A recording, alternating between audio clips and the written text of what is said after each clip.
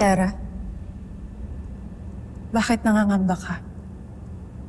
Nagdadalawang isip ka bang makilala ang kambaldiwa ng lupa?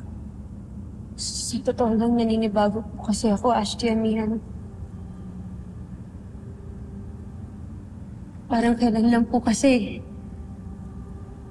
nasa mundo ako ng mga tao. Kailan lang, ang pangarap ko lang ay makapagtapos ako ng pag-aaral ko kasama mga kaibigan ko. At ang gusto ko lang mabigyan ko ng magandang buhay ang Lolo Javier at Nanay Mona ko.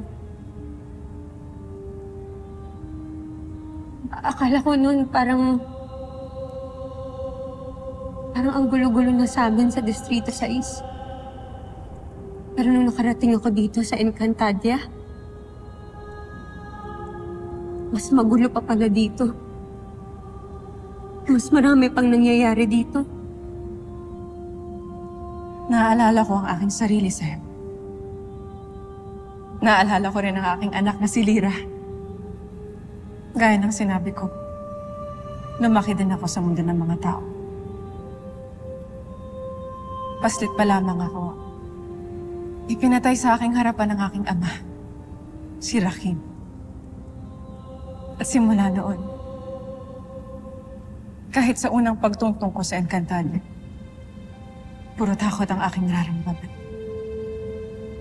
Nabuti na lang at niyakap ako ng aking ina, si Inang Reyna Minea, at nabalot ako ng pagmamahal.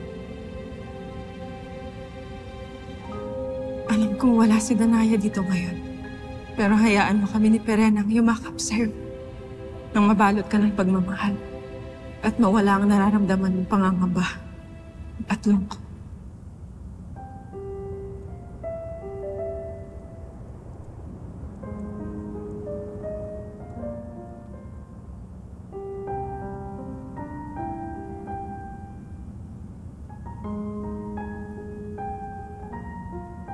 Ashti Amihan, maraming salamat po ha.